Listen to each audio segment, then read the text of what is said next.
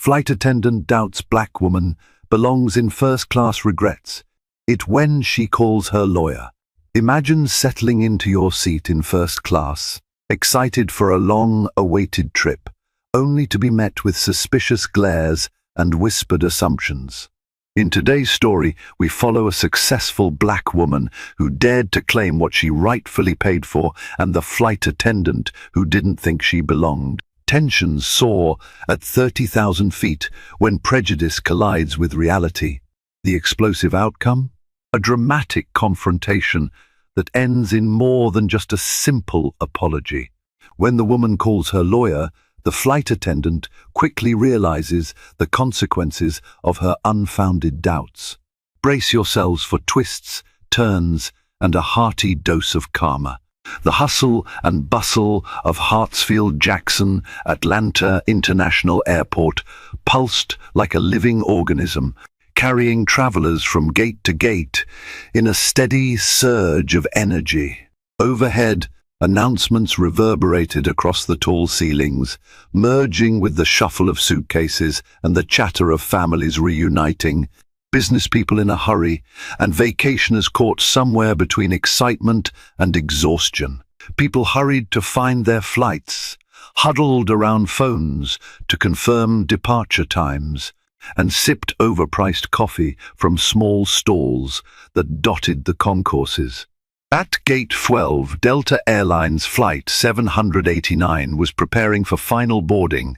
It was a Tuesday evening, a somewhat slow time, except for those catching flights home after a weekend business trip.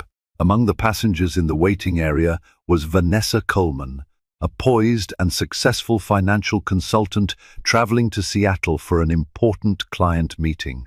Her mission was straightforward: land, pitch her proposals, and solidify new partnerships that would catapult her firm's latest initiatives into the national spotlight.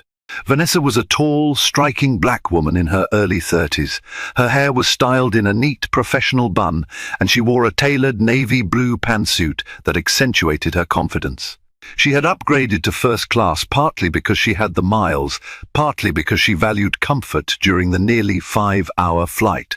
This was far from the first time she would sit up front. She had worked hard to earn every bit of success that allowed her this privilege.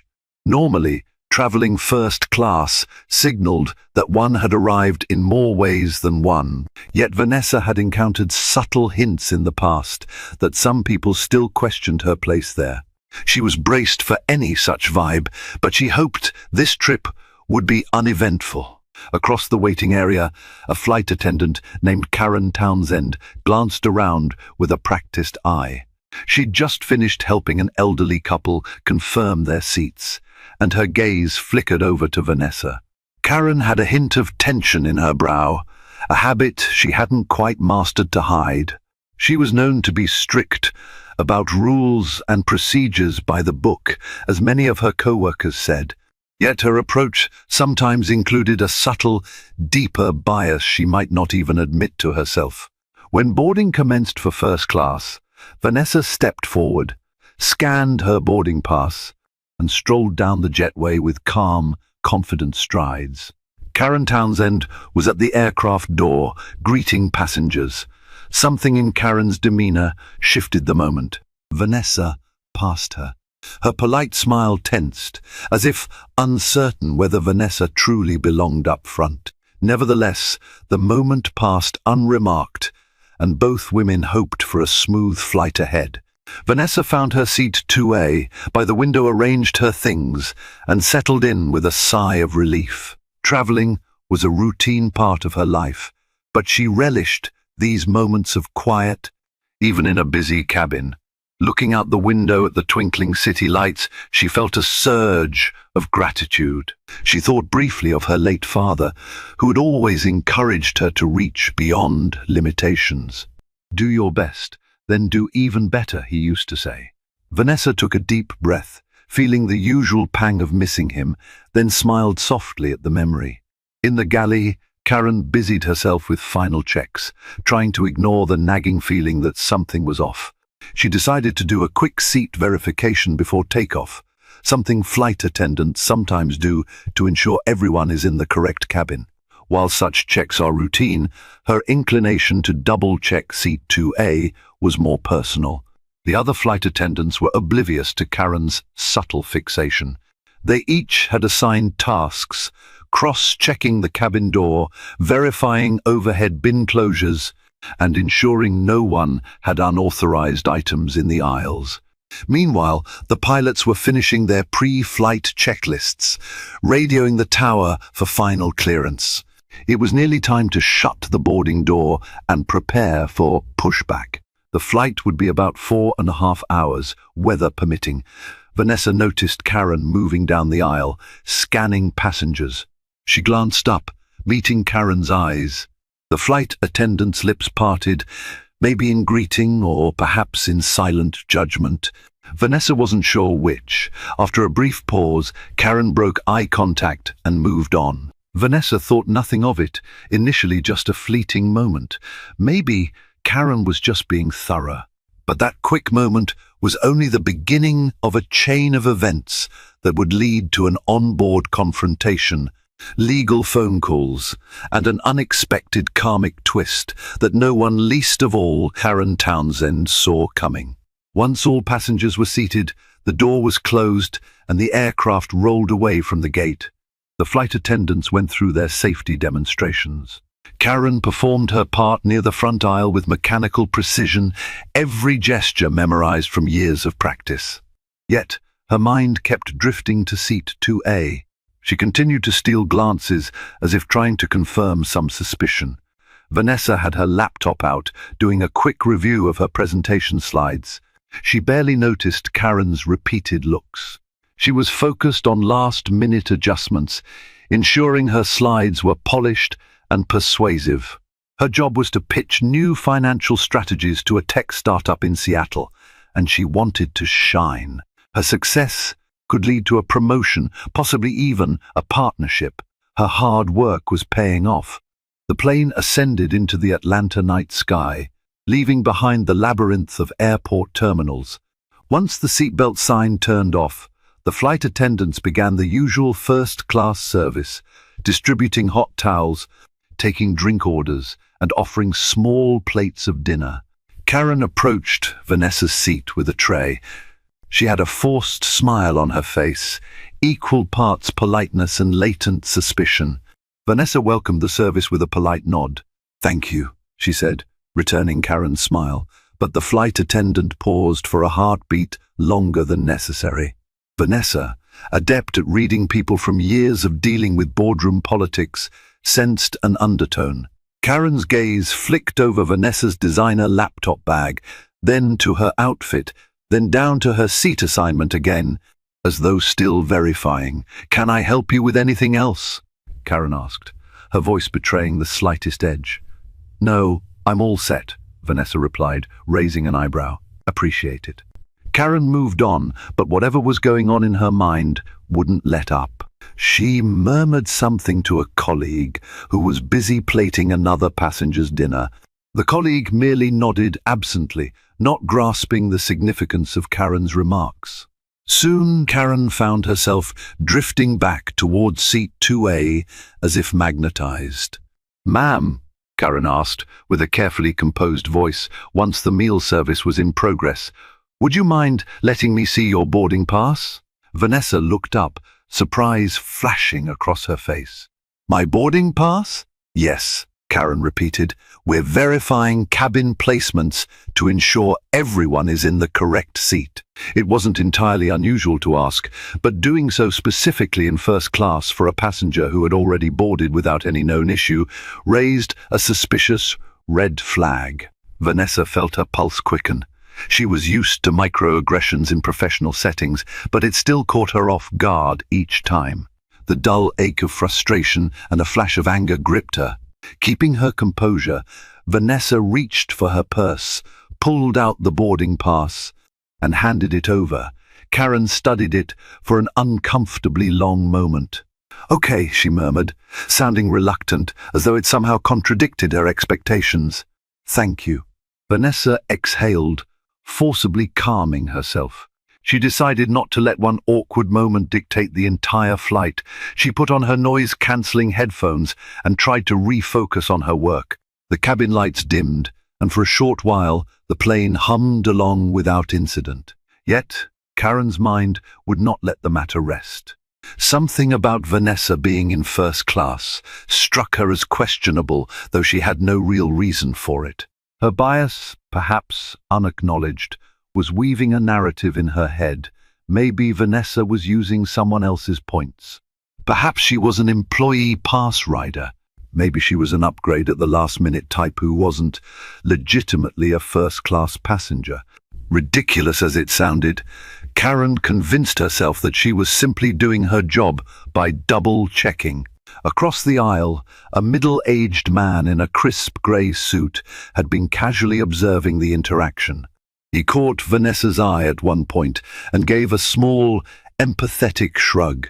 He too had sensed Karen's attitude, but wasn't sure how to intervene. Vanessa offered a tight smile in return, appreciating the unspoken support. As the flight progressed, dinner trays were cleared and the cabin lights were lowered further to allow passengers to rest. Vanessa tried to relax. She scrolled through her phone, checking a few messages, thankful that in-flight Wi-Fi was letting her stay in touch with her team. She typed out instructions to her assistant, ensuring that her arrival itinerary in Seattle would be smooth. Karen, meanwhile, paced the aisle. She checked seat belts, collected trash, and continued scanning the faces of the first-class passengers. Her gaze landed on Vanessa again and again, each time narrowing as though seeking evidence of wrongdoing. The more Karen allowed her biases to simmer, the more she convinced herself that something was amiss. Finally, Karen cornered a junior flight attendant, Bella, near the galley. "Have you noticed anything off with that woman in 2A?" she asked, in a hushed tone. Bella blinked, confused. "Off? No, not really." Karen pursed her lips. "She's traveling alone, but the ticket says Miss Coleman. I just want to be sure she's who she says she is." Bella's eyebrows rose. "She had a valid boarding pass, right? We scanned it at the gate." Karen nodded but didn't back down. "Sometimes you never know if they borrowed it from someone else at the last minute. I heard stories about boarding pass swaps to get into first class." Bella's eyes flickered with uncertainty. "If she has her ID and the boarding pass matched at the gate, that seems fine. Don't think it's our place to do more." But Karen was persistent. "I'll keep an eye on her, just in case." Bella hesitated, then shrugged. She didn't want conflict with a senior flight attendant, so she let the matter drop. Meanwhile, Vanessa could sense the tension. She caught glimpses of Karen whispering, noticed pointed glances thrown in her direction. The atmosphere shifted from restful to uneasy. One side of her wanted to confront Karen, call it out right then and there, but she checked herself. There was a time and place for everything, and confronting a biased flight attendant in mid-air might escalate into a scene she did not want. For the next hour, Vanessa tried to let it go. She played a puzzle game on her phone, read a few chapters of a new novel, and even tried to nap. She told herself she would lodge a formal complaint after landing. That might be enough to handle the issue. Yet, fate had other plans, for Karen's suspicions would soon lead to a confrontation far more dramatic than a polite complaint at the customer service desk. A little more than halfway through the flight, the seatbelt sign dinged back on. Turbulence shook the cabin lightly, and the captain instructed everyone to remain seated. Flight attendants took a seat in their jump seats. Vanessa, awakened from a short nap by the jostling, felt her stomach flip. She steadied herself, fastening her seatbelt. Karen strapped in as well, but her eyes never left seat 2A. After a few minutes of mild turbulence, the plane leveled out, and the captain announced that the seatbelt sign would remain on for a bit longer. Once the rocking calmed, Karen stood up and made her way toward Vanessa. Her conversation with Bella had only fueled her suspicions further. Vanessa took a deep breath, noticing Karen's approach. "Yes?" she asked, her tone polite but cautious. Karen crossed her arms. "Ma'am, I have a few additional questions about your seat. Are you sure you booked seat 2A? Vanessa's expression turned perplexed. "You've already seen my boarding pass. It clearly states 2A. Karen's lips pressed into a thin line. "I know, but we've had some inconsistencies with frequent flyer miles. It's possible there was a mix-up. Could I see the credit card you used to purchase your ticket?" That was a jarring request. Vanessa felt her temperature rise. She'd traveled countless times and never had a flight attendant asked her to produce a credit card mid-flight. "Excuse me? That's highly unusual. In fact, I don't think you have the authority to demand that." Karen's jaw tensed. "We can verify your details, ma'am. If there's a discrepancy, we need to address it." Vanessa's eyebrows shot up. She removed her noise-cancelling headphones, fully alert now. Her voice was tinged with anger, though she tried to remain composed. "Is there a specific reason you suspect me of not belonging in this seat? Or do you ask every first-class passenger for their credit card mid-flight?" Karen's cheeks reddened, caught between her bias and the realization that she was crossing a line. "I'm not singling anyone out. We just have to be certain," Vanessa cut in, her patience strained to the breaking point.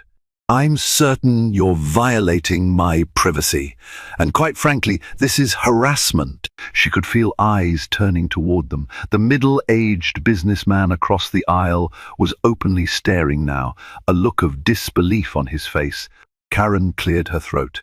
"Ma'am, please calm down. I'm just following protocol." Vanessa let out a cold laugh.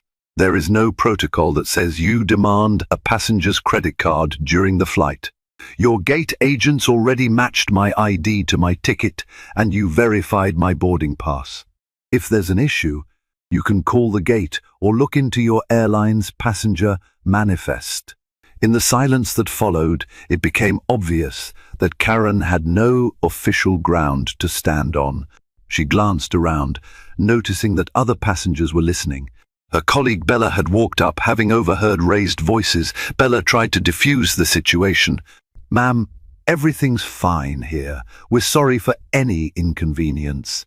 She shot Karen a look that said, "Drop it." But Karen was too far in now, her pride fueling her determination. Vanessa unbuckled her seatbelt slightly, leaning forward just a bit. "I'm going to say this plainly. I paid for this seat with my own money, which I earned from my own business. I have the receipts, the emails, and everything else if you really want to see them. But the only time I'll show them is if your supervisor or the authorities request it. Not you." Karen took a half step back. "There's no need to be hostile, ma'am." Vanessa's eyes flashed. "Hostility? You've singled me out, demanded personal information, and implied that I don't belong here. Let me be absolutely clear.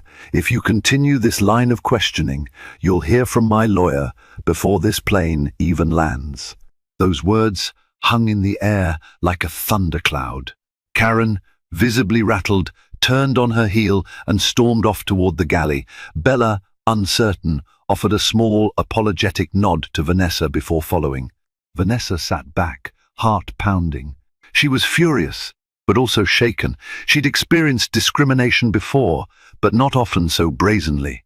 The man across the aisle leaned toward her, whispering, "I'm really sorry you're going through this.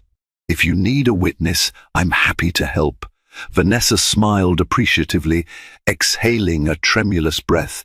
"Thank you. Let's hope it doesn't come to that." The heated exchange between Karen and Vanessa had not gone unnoticed by the rest of first class.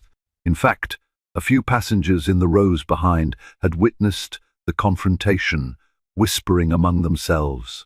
Some were outraged on Vanessa's behalf. A woman with a teenage daughter was particularly upset. She whispered to the young girl, "This is why we speak up about bias, honey. This is unacceptable." The teenager nodded, eyes wide, absorbing a real-life lesson in discrimination. Karen retreated to the galley and began a frenzied conversation with Bella. She threatened to call her lawyer. "This is getting out of hand," Karen hissed, trying to keep her voice low. Bella, more level-headed, shook her head. "It's out of hand because you're pushing an issue that shouldn't exist in the first place. She's got the valid ticket. We have no reason to bother her." Karen frowned, unwilling to accept Bella's reasoning. "Fine," she muttered. "Let's just serve the rest of the cabin and get this flight over with." While Karen wrestled with her conscience, or perhaps just her anger, Vanessa decided to document the incident. She typed out notes on her phone, carefully recording times and the substance of each interaction. She knew the value of meticulous records if she decided to file a complaint or even a lawsuit. Her father, an attorney before he passed away, had taught her the importance of building a thorough case. When Bella and another attendant resumed drink service, multiple passengers made supportive comments to Bella, voicing that they were uncomfortable with how Vanessa had been treated. Bella nodded, powerless to reverse what had already transpired, but wanting to convey empathy. Vanessa kept an eye on Karen. She could see the internal conflict on the flight attendant's face. Perhaps Karen was beginning to realize how far out of line she had gone, or maybe she was formulating new justifications. For the moment, though, Karen avoided seat 2A, focusing on other areas of the cabin.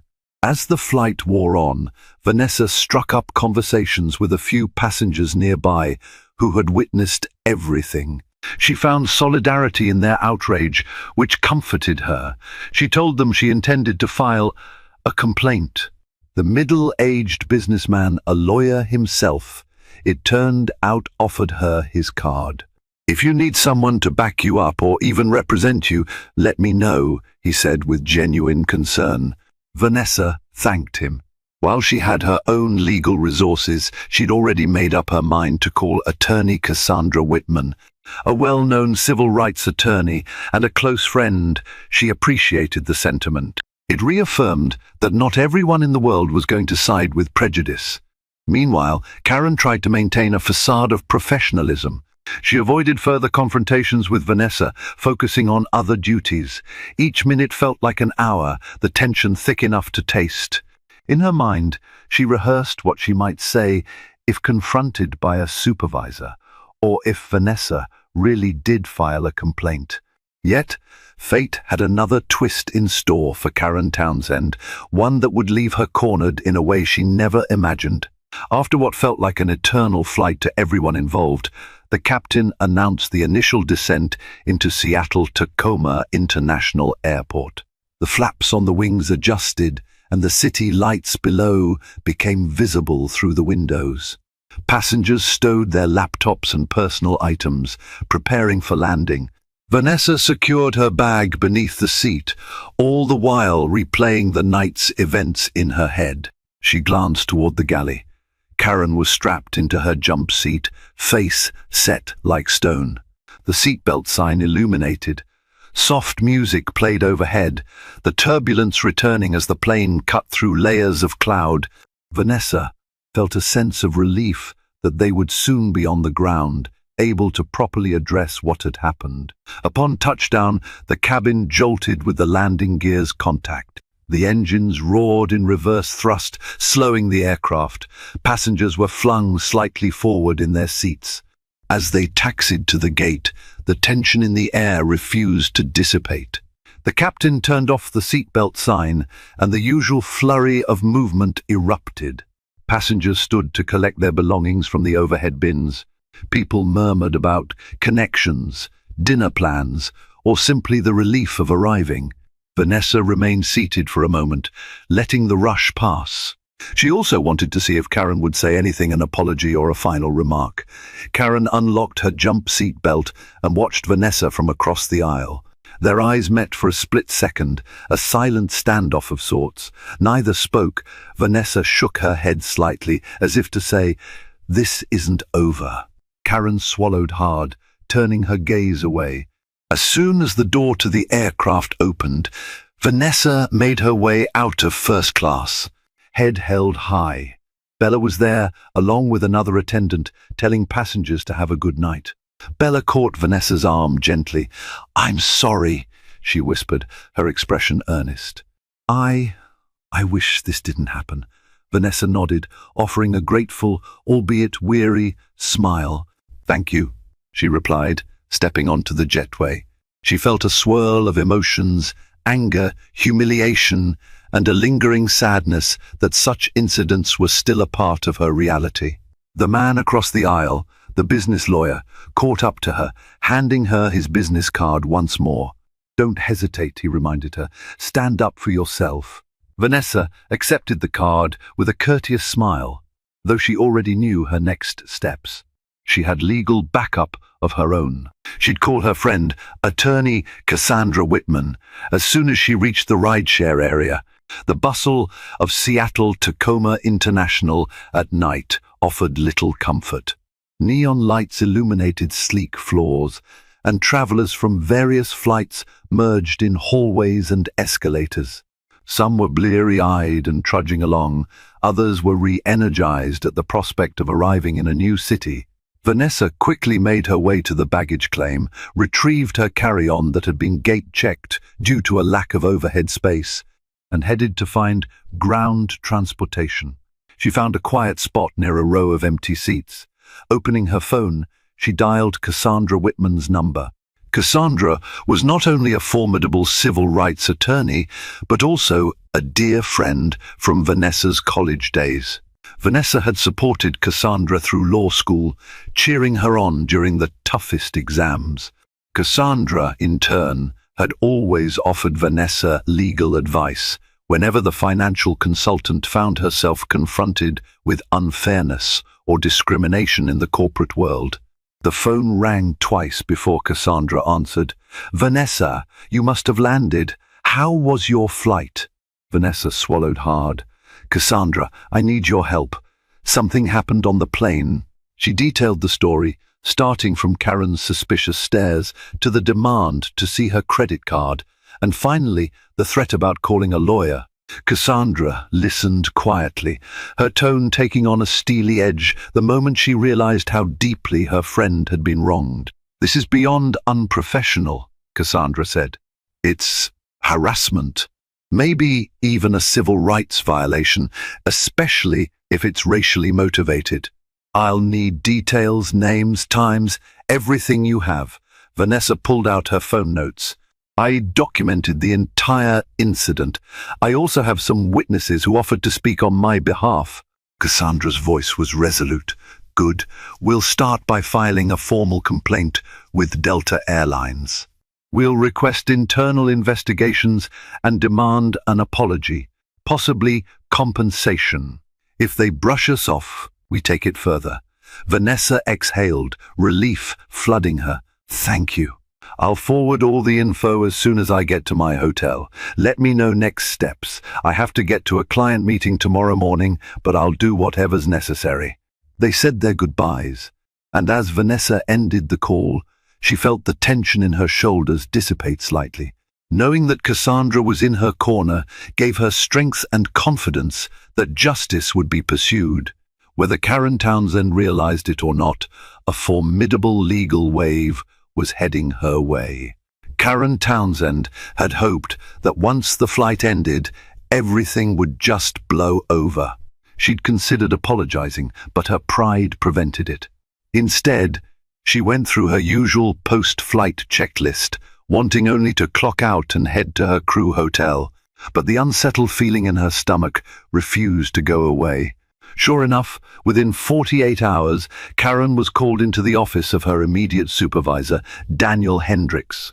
Daniel, a level-headed manager who had been at Delta for over a decade, had already received multiple passenger complaints about Karen's conduct, including a scathing email from Vanessa Coleman herself.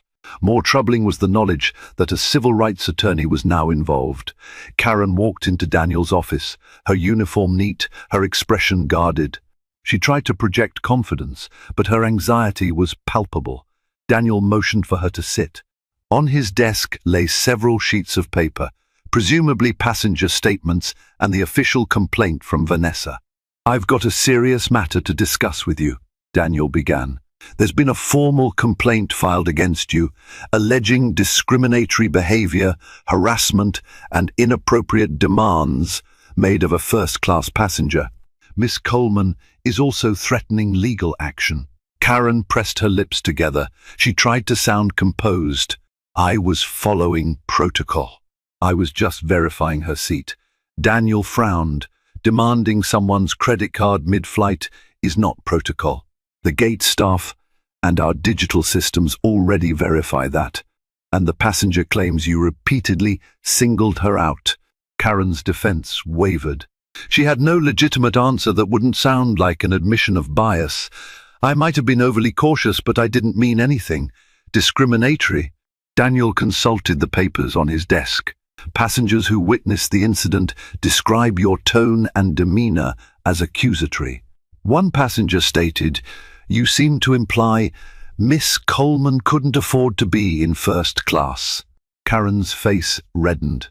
"That's not what I said. I was just..." Daniel lifted a hand. "The bottom line, this has escalated to a point where our legal team is involved. Miss Coleman's attorney has already sent a preliminary notice. We have to investigate. You're suspended until further notice, pending the outcome." Karen's eyes widened. "Suspended? For how long?" Daniel shook his head. "I don't have an exact timeline. But it's serious, Karen. With the brand reputation at stake and multiple witness accounts, I can't see this going away easily." Karen felt the world closing in around her. She'd never faced suspension before, never had so much as a formal reprimand in her file. She tried to form a protest, but words failed her. Finally, she exhaled a shaky breath. "I understand." But as she left Daniel's office, a mixture of panic and indignation set in. She couldn't believe that one passenger, someone she deemed suspicious, could derail her career so swiftly. Yet, the facts were stacking up against her. The real question for Karen was whether she had the humility to own her mistake, or would she dig herself deeper into denial. Meanwhile, Vanessa was settling into her Seattle trip. Her pitch meeting went remarkably well, and she secured the partnership deal her firm needed. That victory felt slightly hollow, though, overshadowed by the emotional toll of the flight incident. Nevertheless, she maintained her professionalism, juggling her day job responsibilities while coordinating with Cassandra. Cassandra had wasted no time. She drafted a formal complaint, citing relevant federal regulations about non-discrimination in public accommodations. Airlines, though regulated differently than typical establishments, are still subject to certain anti-discrimination laws. Cassandra also highlighted how the flight attendant's specific actions, demanding to see a credit card and repeatedly questioning Vanessa's presence, pointed to discriminatory intent. In a separate letter to Delta's legal team, Cassandra demanded a written apology to Vanessa, a thorough internal investigation, and assurances that future training would address bias. She hinted that, should Delta fail to respond adequately, a lawsuit might be filed in federal court, seeking damages for emotional distress and reputational harm. The letters were precise, professional, and carried the unmistakable weight of a serious legal threat. Cassandra made sure to mention that multiple passengers had offered to testify. She attached anonymized statements from 3 of them, who confirmed Karen's behavior and expressed support for Vanessa. Within days, Delta's legal counsel responded. They assured Cassandra that the matter was under investigation, that Miss Coleman's complaint was taken seriously, and that they would respond more fully once they had concluded their internal review. Cassandra relayed the update to Vanessa, who was satisfied to see that her grievance wasn't being dismissed out of hand. Delta's internal review team interviewed Karen Townsend, Bella, the other flight attendants, and any passengers who responded to the airline's inquiry. The stories painted a damning picture for Karen. While Bella tried to downplay the drama, not wanting to throw Karen entirely under the bus. Her statement still confirmed that Karen had asked to see Vanessa's credit card and had shown unusual suspicion. Other passengers, feeling no loyalty to Karen, described the scene in vivid detail. Some used words like targeted and biased, leaving little ambiguity about how they perceived Karen's behavior. The review team also went through flight records, verifying that Vanessa's ticket, frequent flyer status, and seat assignment were perfectly legitimate. The conclusion was inevitable. Karen had overstepped, violating Delta's customer service policies and possibly incurring legal liabilities. A senior executive in charge of ethics and compliance recommended disciplinary action, possibly termination.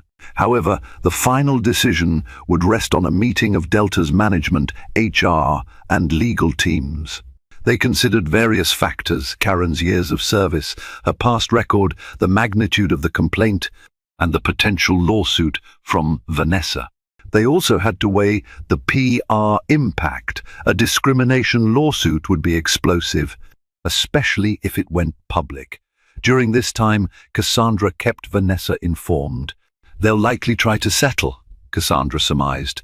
They want to avoid negative press. But we won't settle for a token apology, Vanessa. We'll push for real accountability. Vanessa appreciated Cassandra's proactive stance. Still, she had mixed feelings. Part of her just wanted a sincere apology and a commitment to better training, so no one else would endure what she did. Another part of her felt that the only language big corporations understand is legal or financial consequences. As days turned into weeks, Karen's suspension continued. At first, she tried to maintain a sense of normalcy.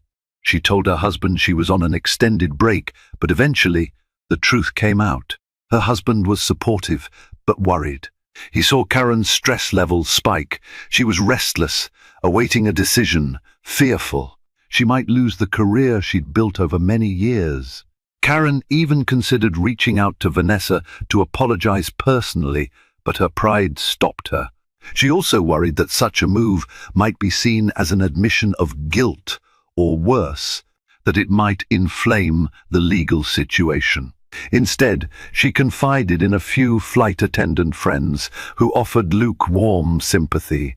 Some believed Karen had indeed gone too far, while others blamed passenger entitlement. Still, no one could deny that Karen was in hot water. At one point, Karen called Bella to see how the investigation was going. Bella's reply was cautious. "I told them the truth, Karen. You were suspicious. You asked for the credit card. I couldn't lie." Karen felt a wave of frustration and betrayal, but she knew Bella was just being honest. "I understand," she replied, her voice tight. "Let's just hope it works out." After hanging up, Karen sank onto her sofa, a cup of untouched coffee growing cold on the table. She had a sinking feeling that her future with Delta might be over. For years, she'd prided herself on being a dedicated professional, seeing herself as someone who upheld rules and standards. Now, she was forced to confront the possibility that her rigid approach and perhaps underlying biases had ruined her career. Eventually, Delta's legal team concluded their investigation. They reached out to Cassandra, indicating they wished to discuss a potential resolution. Cassandra arranged a teleconference that included her, Vanessa, a senior Delta legal counsel, and an HR representative. The flight attendant union, though not specifically representing Karen, had a general representative on the line as well. During the call, the Delta counsel apologized to Vanessa on behalf of the airline. He stated that they take claims of discrimination very seriously and that appropriate disciplinary measures would be taken against the employee in question. He offered Vanessa compensation in the form of a flight credit and a modest sum of money for her troubles. He also assured that the airline would provide additional training for flight attendants on implicit bias and cultural sensitivity. Cassandra, speaking on Vanessa's behalf, took notes and listened attentively. The offer was a start, but not enough. "We appreciate the acknowledgement," Cassandra said, "but Miss Coleman has endured emotional distress and public humiliation. We want to ensure that such incidents don't happen again to her or anyone else. We'd like a stronger commitment, including a more significant settlement and an explicit statement that Miss Coleman was in no way at fault." The Delta Council took a deep breath. "We're open to discussing a higher settlement figure. We are also prepared to ensure that the flight attendant in question faces disciplinary action. We can confirm that her employment has been terminated or will be soon, depending on the final HR decision." Vanessa felt a jolt of mixed emotions at the word terminated. Part of her felt it was just, given how Karen had treated her. Another part felt a pang of empathy. She knew job loss was serious. But justice, she reminded herself, had to come with accountability. Cassandra steered the conversation toward finalizing details, requesting a formal letter of apology signed by a high-level Delta executive, along with a public statement acknowledging the incident in general terms, without naming Vanessa. The Delta Council promised to get back with final numbers and terms. By the end of the call, the framework of a settlement was in place. It felt like a victory, albeit a bittersweet one. Karen was officially terminated from Delta Airlines 2 days after that teleconference. She received a letter stating that her conduct was found to be in violation of the company's code of ethics, specifically citing discriminatory harassment. Further, her actions had opened the airline to substantial legal risk.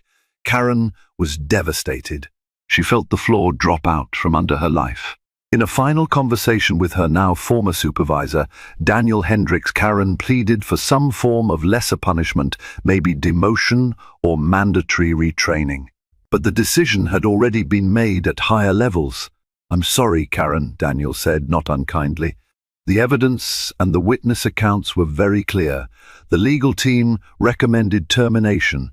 Karen hung up with a tearful goodbye. She sat on her front porch for hours, staring at the sunset. Anger, shame, regret, they all warred inside her. Part of her wanted to blame Vanessa for overreacting. Another part knew that she had indeed harassed the woman unjustly. She recalled her initial suspicion, how she'd latched onto an unspoken bias that a young black woman in first class might be out of place. That small kernel of bias had ballooned into a confrontation, and now the collapse of her professional life. All her training, the flights she'd staffed, the colleagues she'd befriended gone. She felt the sting of what she perceived as karma hitting back. She'd read stories of people who faced consequences after discriminating against someone. She never dreamed she'd be in that category. Yet here she was, jobless, with a black mark on her employment record that might be impossible to erase. In the weeks following the incident, the legal dance between Cassandra Whitman and Delta's corporate counsel intensified, punctuated by multiple conference calls, emailed briefs, and carefully worded statements.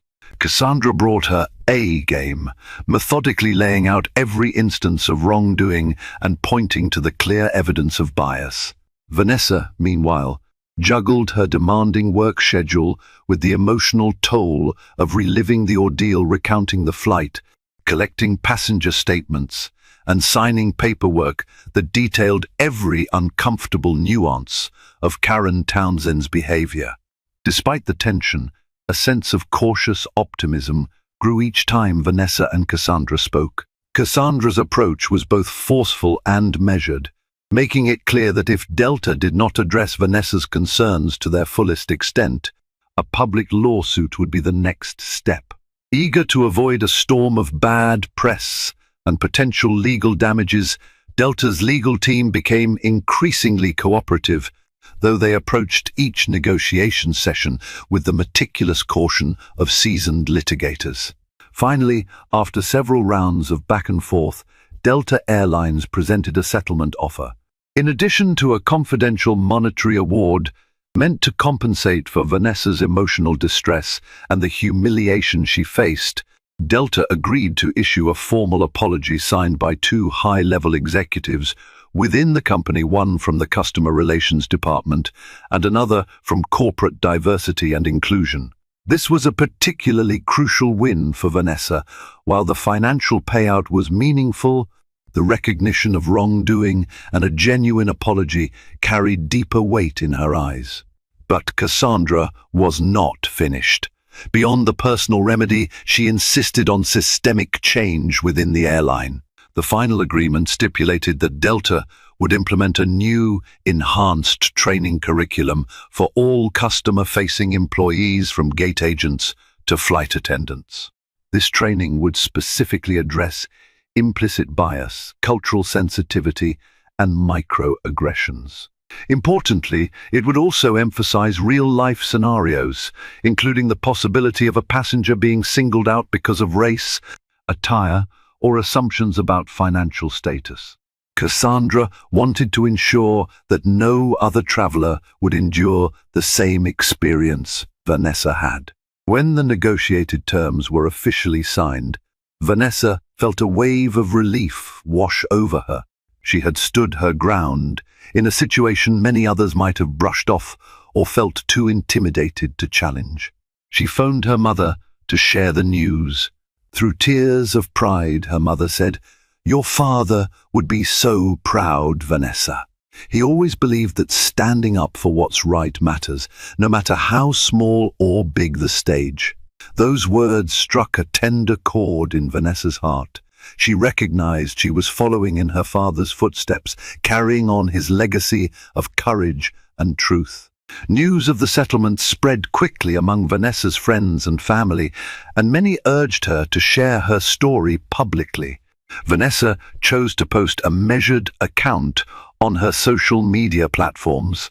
She refrained from naming Karen Townsend directly, focusing instead on highlighting the positive outcome of broader corporate changes, the training commitments from Delta, and the significance of refusing to accept discrimination in any form. To her surprise, the post went viral within days. Scores of people both within and beyond her professional network commented to show their support. Some shared their own experiences of being stereotyped or unfairly treated while traveling. Others simply applauded Vanessa's bravery, stating that her story gave them the confidence to speak up in their own lives. The avalanche of responses carried mixed emotions for Vanessa. On the one hand, she felt validated and encouraged. On the other, it saddened her to see how many people had faced similar injustices. Still, she clung to the hope that each voice added to the chorus would make it harder for such incidents to go ignored. Her day-to-day life gradually returned to normalcy, consulting for high-profile clients, traveling for meetings, and landing new contracts. Each time she booked another flight, though, she couldn't help but feel a pinch of worry, a remnant of the emotional residue from the Karen Townsend incident. But the knowledge that she had made even a small dent in a system that often overlooked or dismissed these problems buoyed her spirits. She was determined to remain vigilant, ready to push for even greater progress if the need arose. At a celebratory dinner with Cassandra, Vanessa expressed her gratitude. "You fought for me when I wasn't sure I had the strength to do it alone. Thank you for being the friend and attorney I needed." Cassandra lifted her glass. "Here's to you never doubting your strength again," she said, smiling. "And here's to all the people who'll benefit because you chose to stand up instead of stand down." In that moment, Vanessa recalled her father's guiding principle: do your best, then do even better. She realized she had indeed done her best in a difficult situation, and with Cassandra's help, that best had translated into measurable change.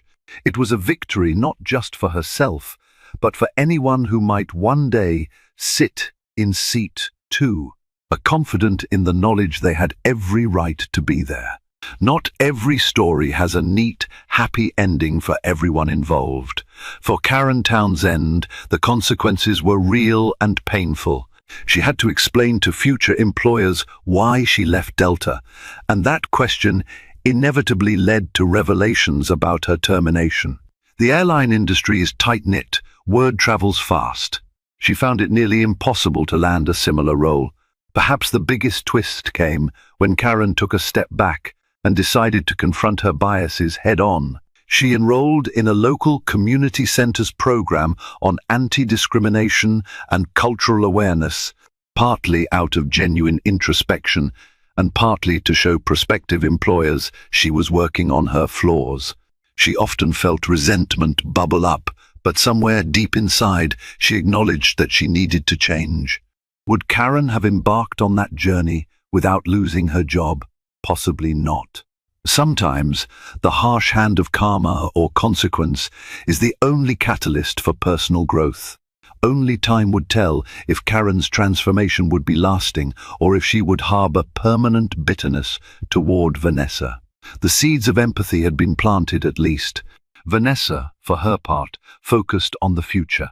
She continued to break barriers in her field, forging strong partnerships, earning accolades, and lifting other young professionals, especially women of color who followed in her footsteps. If she could create ripples of change in the airline industry, she hoped to do the same everywhere. Her career took her. And so, the story of flight attendant doubts black woman belongs in First-Class Regrets, It When She Calls Her Lawyer, drew to a close with significant lessons on prejudice, accountability, and the power of standing up for oneself.